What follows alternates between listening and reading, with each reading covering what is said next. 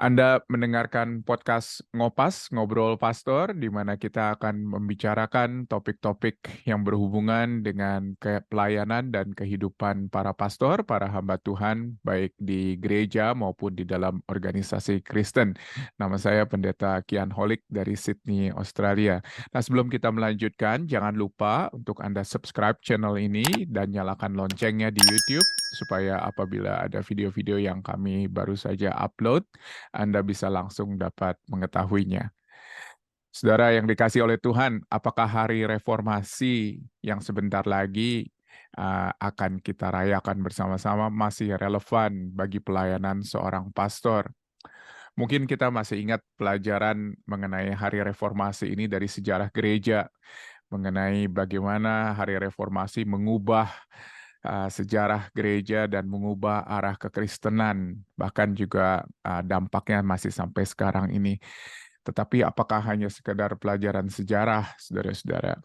Lalu bagaimana seorang pastor kembali untuk memaknai apa yang terjadi ratusan tahun yang lalu pada hari reformasi dan mengapa gereja perlu dan penting untuk meneruskan semangat dan apa yang sudah dicapai pada hari reformasi.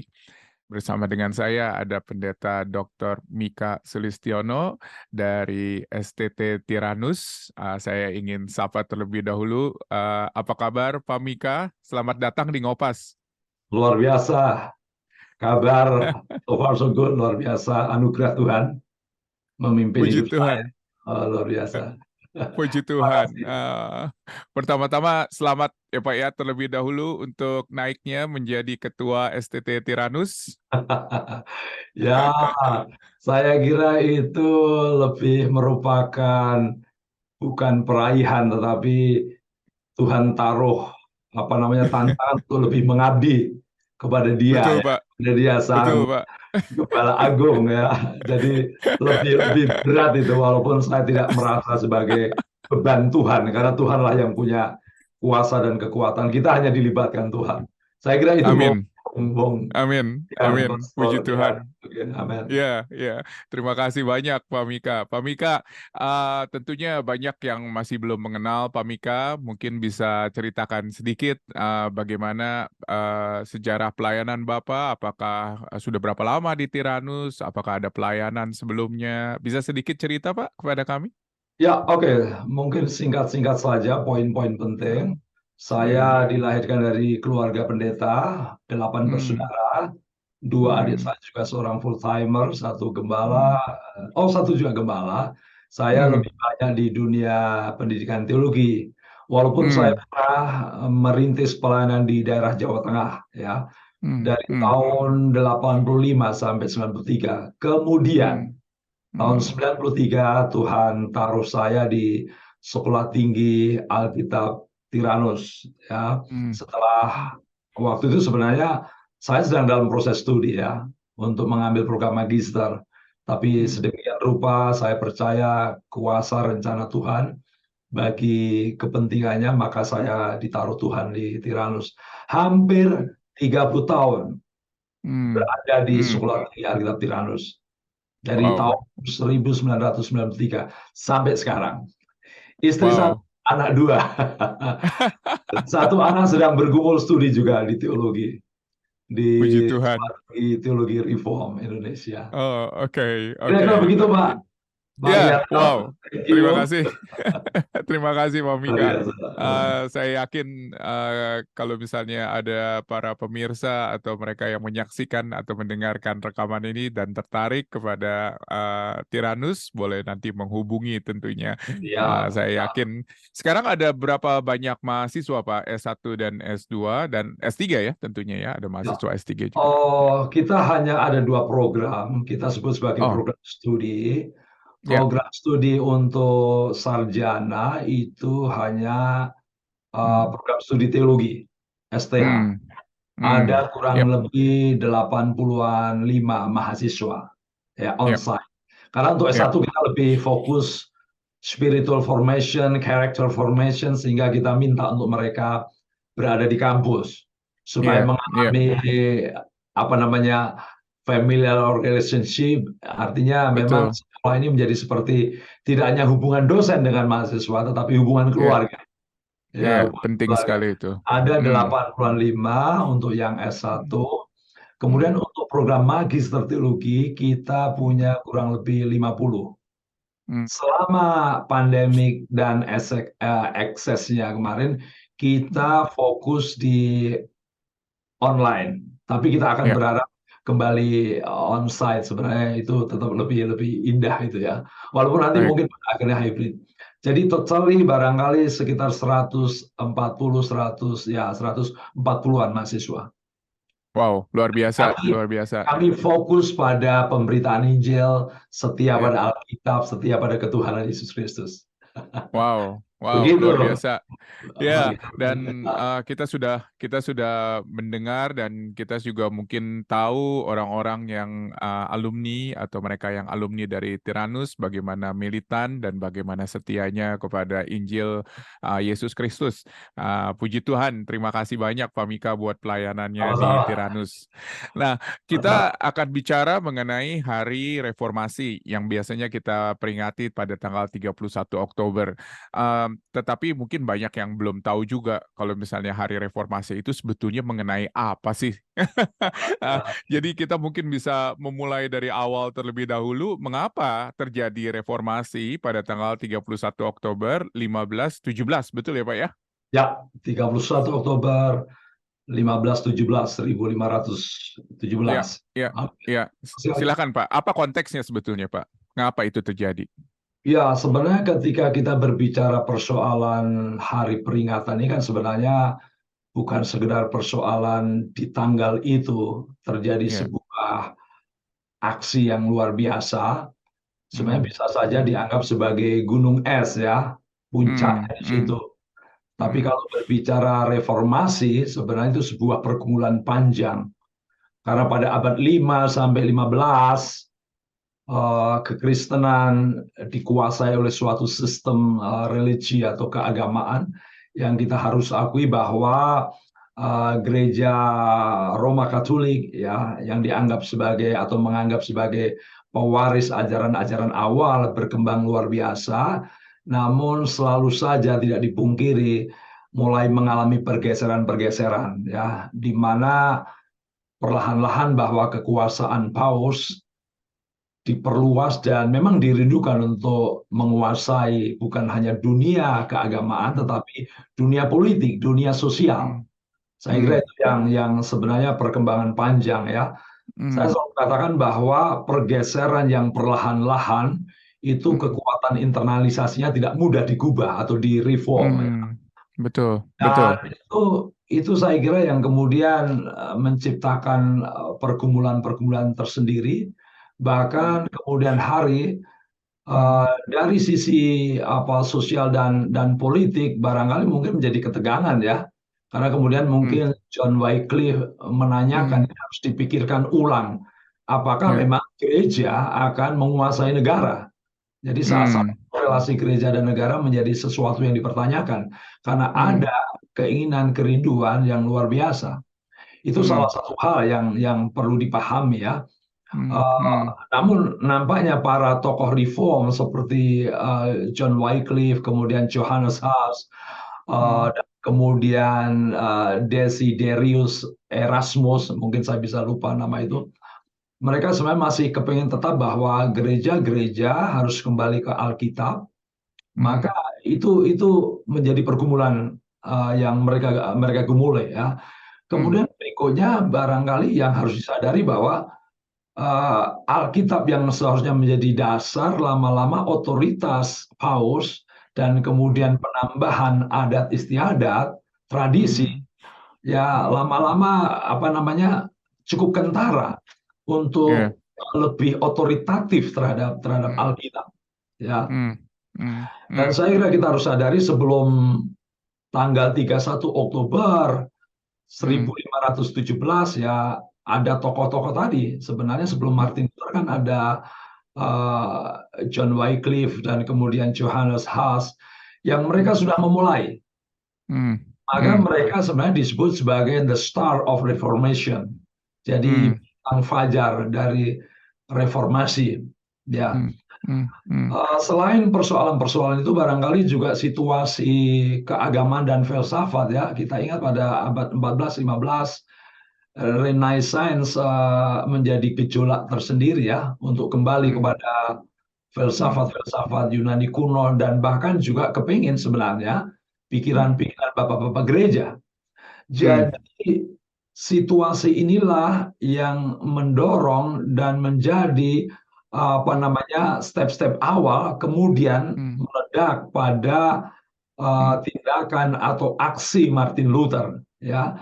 Jadi masalah hubungan gereja dan negara, kemudian dominasi gereja Roma Katolik dalam hal ini Paus yang ingin menguasai segala sesuatu, tambah lagi saya kira ada hal-hal yang kemudian memperkuat kerinduan reformasi.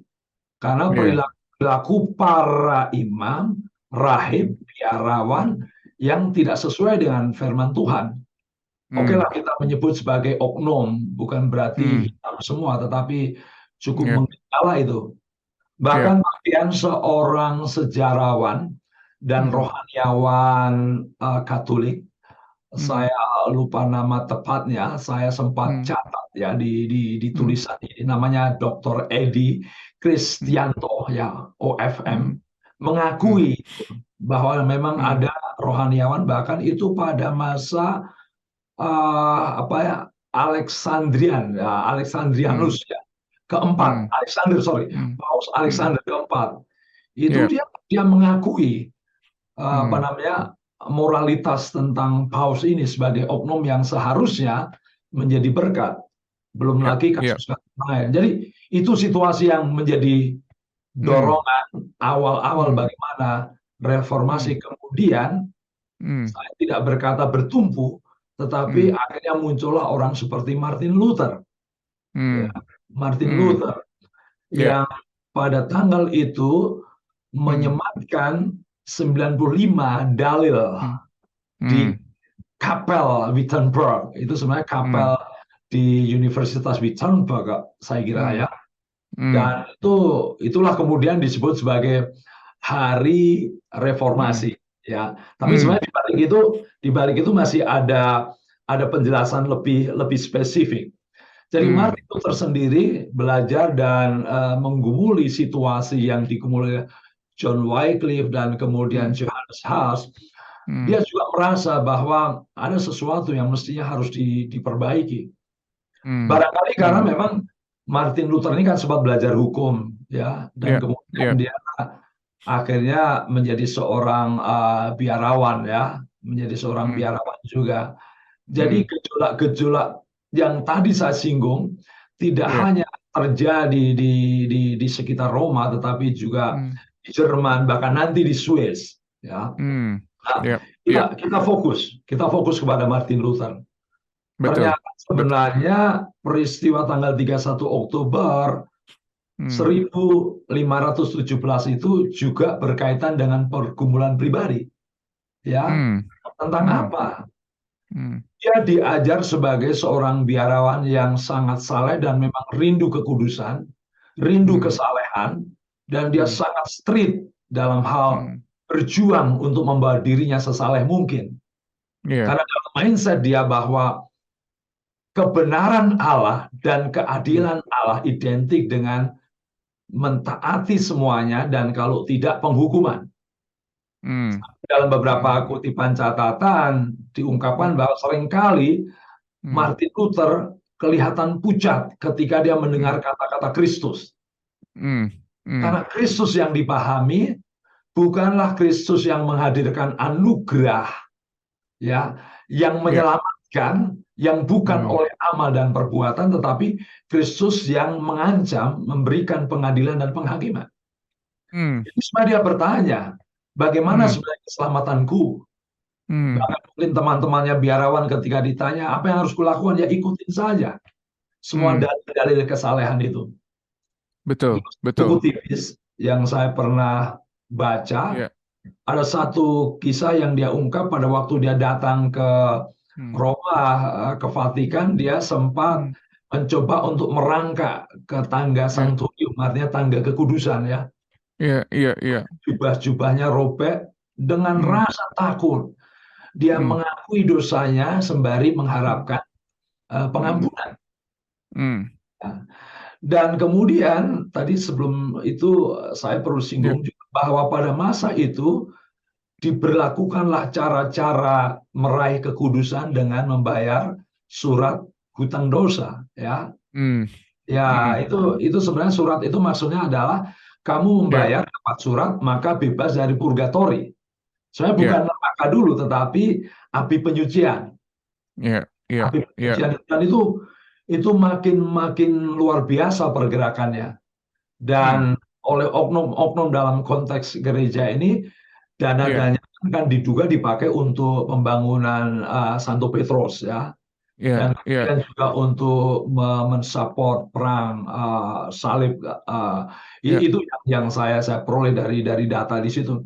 Jadi dia hmm, makin makin bergumul, bagaimana, apakah mungkin aku diselamatkan dengan cara seperti ini, ya. hmm, hmm. Maka sampailah Iya, oleh penerangan Tuhan dalam catatannya, tidak ada iya, orang yang membuat dia terbuka atas firman Tuhan kecuali Tuhan membuka melalui firman-Nya dalam Roma pasal 1, ya, iya, pasal 1 ayat iya, 16-17 itu, ya, kalau saya boleh bacakan di iya. sini.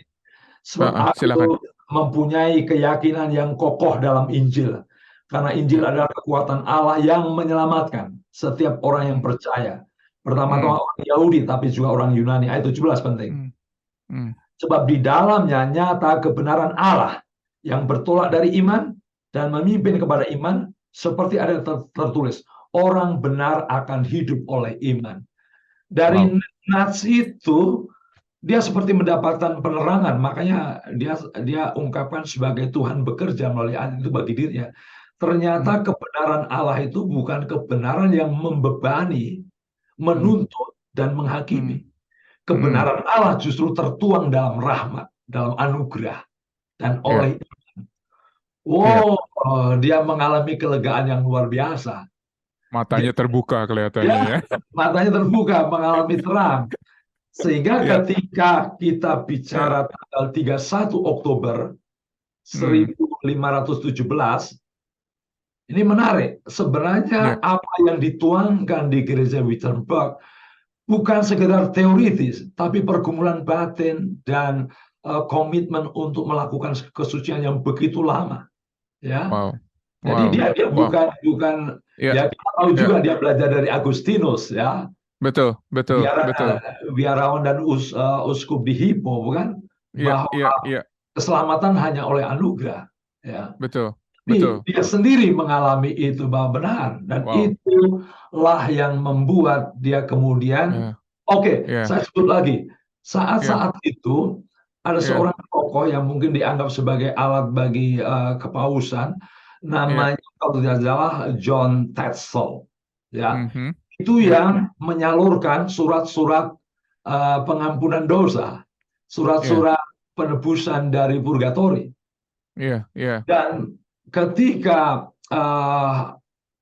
Martin Luther Hmm, menempelkan 95 dalil, dia sebenarnya tidak bermaksud untuk ingin hmm, memutuskan hubungan atau keluar dari hmm. eh, GRK, ya, Gereja Iya, Roma iya. Katolik, tapi dia ingin mengembalikan sesungguhnya apa yang dia temukan di Alkitab, ya. Wow, Maka wow. Jadi, kemudian, iya, ya, sedikit. iya, Kemudian Melanchthon lah yang iya. membeli, dialah tokoh sola scriptura Betul, pada betul, Alkitab. betul. Ya, Wow. kira-kira begitu. Wow, Kira-kira luar begitu. biasa nih. Kalau ini luar biasa, saya rasa ini adalah sebuah rangkuman yang singkat dan padat dan bisa menjelaskan apa yang terjadi. Jadi kalau kita lihat bahwa peristiwa-peristiwa yang menuju ke tanggal 31 Oktober itu sebetulnya Tuhan sudah bekerja di antara Yes, begitu banyak orang dan absolutely. bukan juga bekerja di dalam pribadi dan di dalam kejadian pada tanggal 31 Oktober di Wittenberg itu. Dan kita lihat juga bagaimana efeknya setelah itu ya, bagaimana Tuhan terus bekerja di dalam Ya, kehidupan orang-orang selanjutnya, karena kita masih juga melihat tokoh-tokoh reformator seperti Johannes Calvin, seperti Zwingli, yes, seperti yes. yang lainnya, begitu banyak yang melakukan reformasi boleh dikatakan di daerah mereka masing-masing. Luar biasa. Terima kasih banyak Pak Mika. Ini singkat dan padat sekali menurut saya, tapi sangat-sangat Pak Kian, berguna sekali. Iya, ya. Pak Kian, bolehkah Silakan. saya Iya, eh, iya, iya, iya, menyisipkan tambahan dan iya, kiasan Alkitab? Saya kira betul. kita patut bersyukur atas orang ini, di mana orang Iya, ini dipakai Tuhan. Karena iya, sepanjang Alkitab, iya, kita iya, selalu melihat orang-orang begini. Misalkan pada zaman kerajaan Israel ada Yosia, terutama iya, Yehuda, untuk back betul. to Bible, kembali ke hukum Taurat ketika merosot, betul? Hmm, Kemudian ketika hmm, dari pembuangan ada Ezra, dia iya, kembali untuk mengajak membaca hukum Taurat, ya. betul.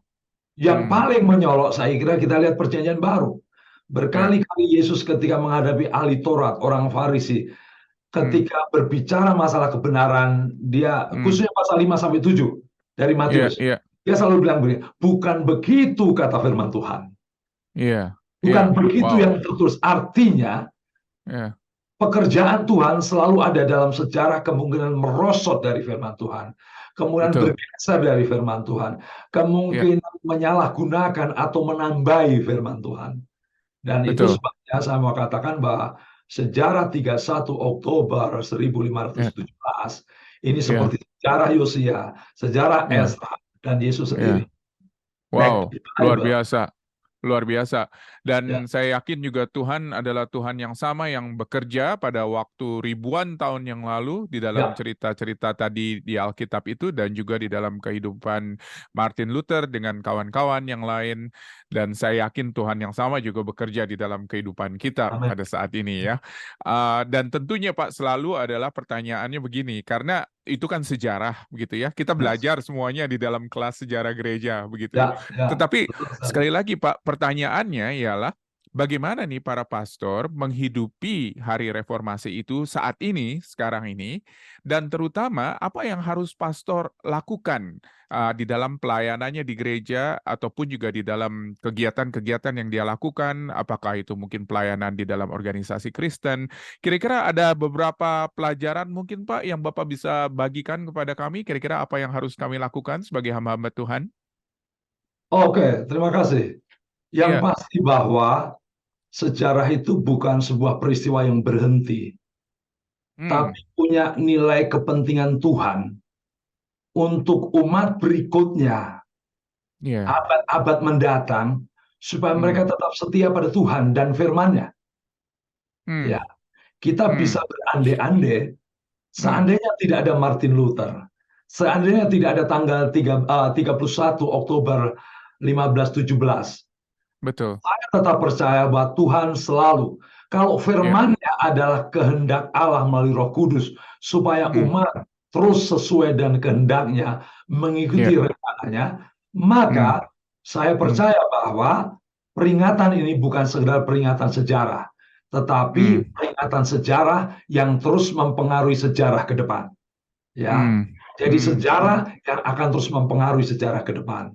Jadi Hmm. itu berarti bahwa rekan-rekan pastor dimanapun Anda berada, jangan lupa.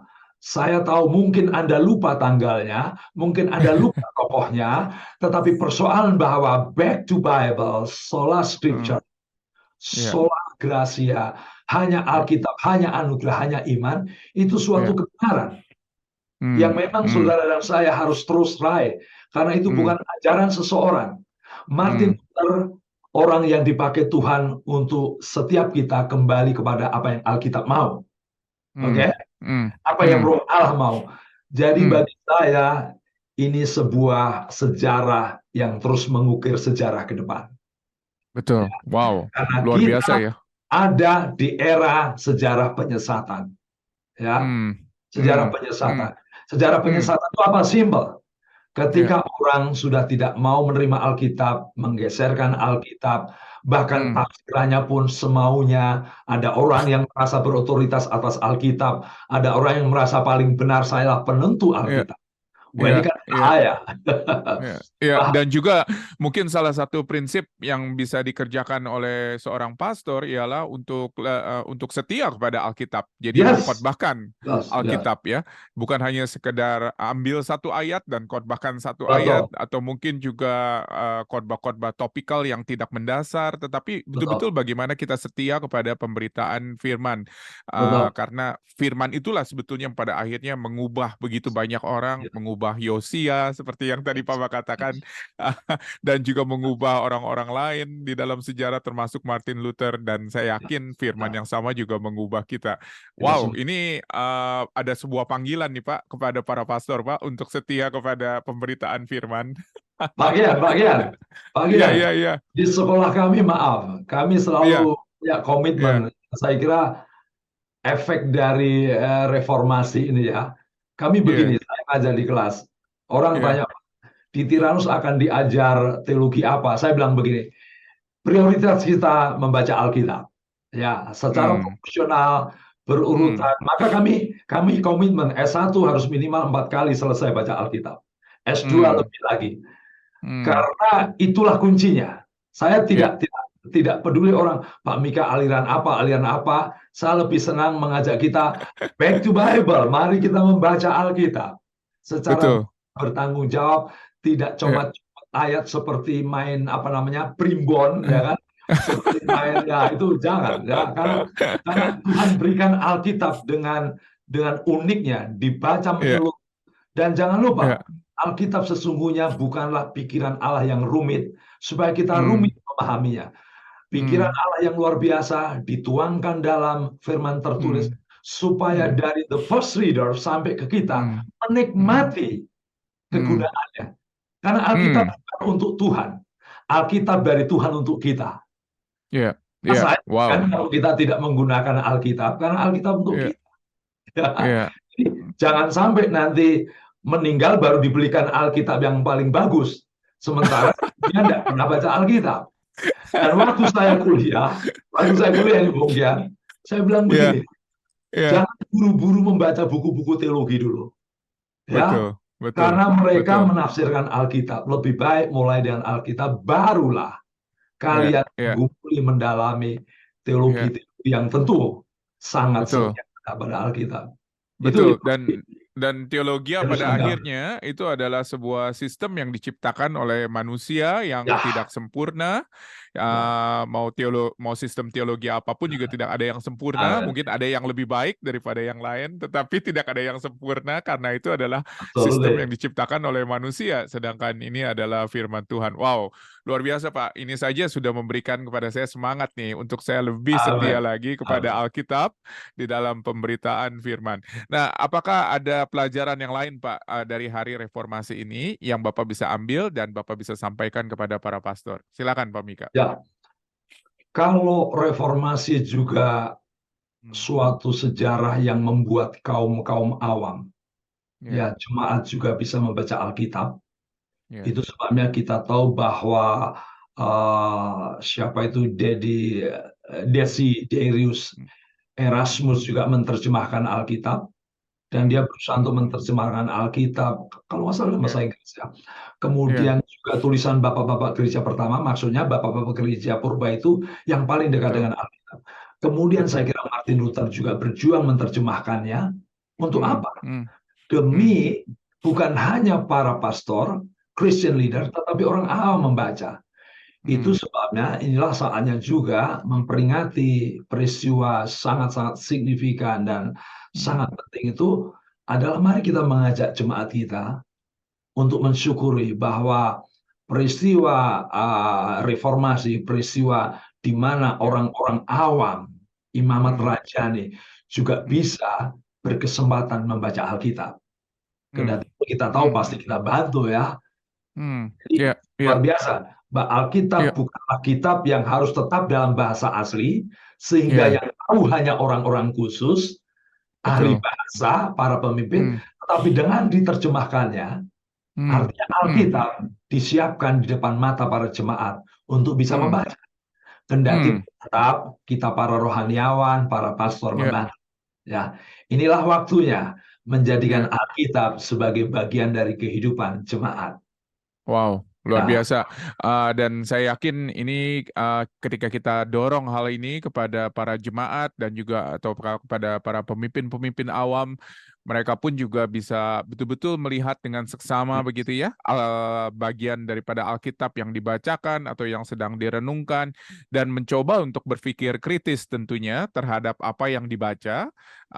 Dan jangan ragu-ragu, saya yakin dan percaya bertanya kepada para pastor yang ada di gereja Anda, apa artinya ini atau apa artinya itu bila tidak dijelaskan di dalam khotbahnya tentunya ya.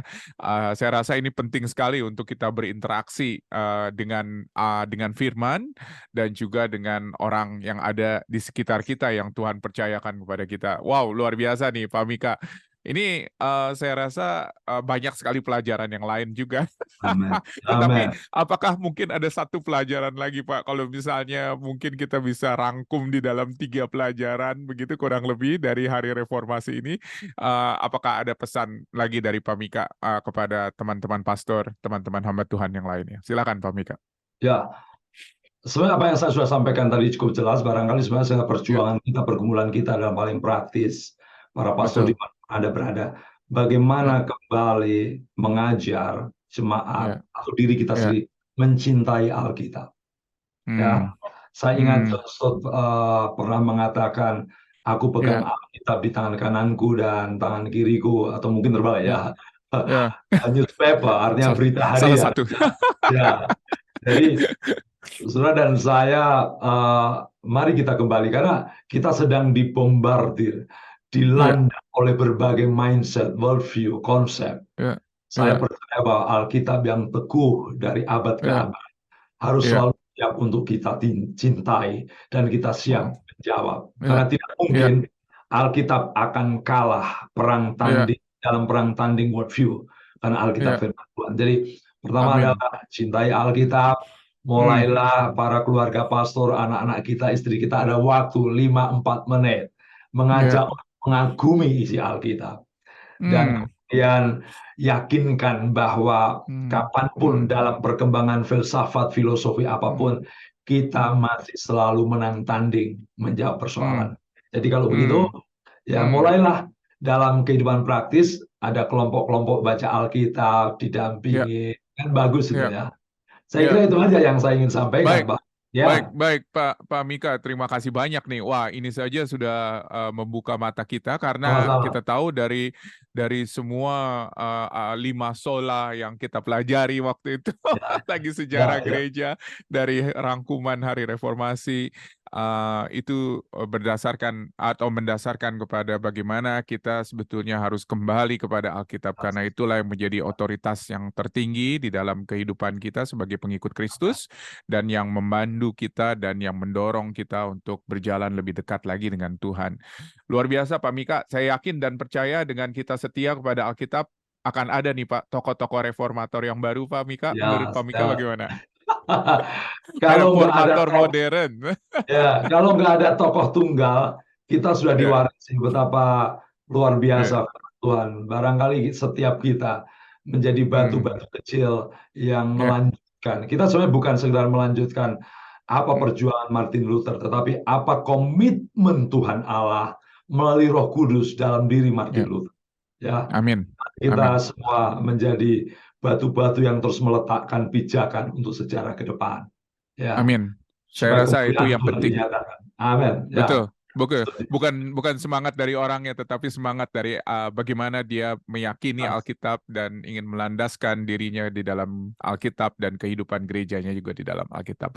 ya, Pak Mika, terima kasih ya, banyak untuk waktunya. Saya yakin sama-sama, Pak Mika sama-sama. ini orang-orang sibuk, tetapi terima kasih buat waktunya dan kita Ya, senang sekali. Semoga sama-sama. pembicaraan kita boleh menjadi berkat bagi banyak orang. Pak Amin. Mika boleh minta tolong satu hal, tolong tutup di dalam doa dan tolong doakan Pak agar para pastor boleh setia kepada firman Tuhan dan boleh kembali untuk mengkhotbahkan firman Tuhan secara utuh. Terima kasih Pak Mika. Baik, mari kita berdoa para pemirsa dari channel ini. Mari Hmm, kita berdoa untuk pekerjaan Tuhan melalui hidup kita. amin. Bapa Surgawi, kami bersyukur bahwa sejarah di mana perjalanan orang-orang percaya tidak lepas dari kebenaran dan firman-Mu yang menuntun, mewarnai, bahkan bukannya mewarnai mereka, tetapi mereka yang akan bisa memberkati dunia karena firman-Mu. Terima kasih Engkau sudah memakai tokoh-tokoh reformator seperti Wycliffe, Johannes Huss, kemudian juga Erasmus dan Martin Luther, bahkan kemudian hari para penerusnya. Engkau sudah pakai mereka untuk melakukan revival, reformasi. Bukan sebuah pemberontakan, tetapi sebuah kerinduan untuk kembali kepada kemuliaan firman-Mu. Urapi para pastor dimanapun mereka berada, yang sedang berduduk, berdiri, sedang berkhotbah, bawa mereka untuk terus mengerti bahwa mereka menjadi wakil Tuhan untuk memberitakan firman Tuhan. Urapi para pastor dimanapun juga berada, bahkan keluarganya, bahkan jemaatnya, supaya setiap kami bisa mencintai, menikmati, dan diwarnai hidup kami oleh Alkitab firman-Mu. Terima kasih, dalam nama Tuhan Yesus, Engkau memberkati setiap pribadi-pribadi para pastor terutama yang begitu setia, loyal terhadap firman-Mu. Kami percaya ini bukan untuk gengsi kami, tapi untuk kemuliaan Tuhan Yesus yang melalui Roh Kudus sudah memberikan Alkitab bagi kami. Haleluya. Amin. Amin.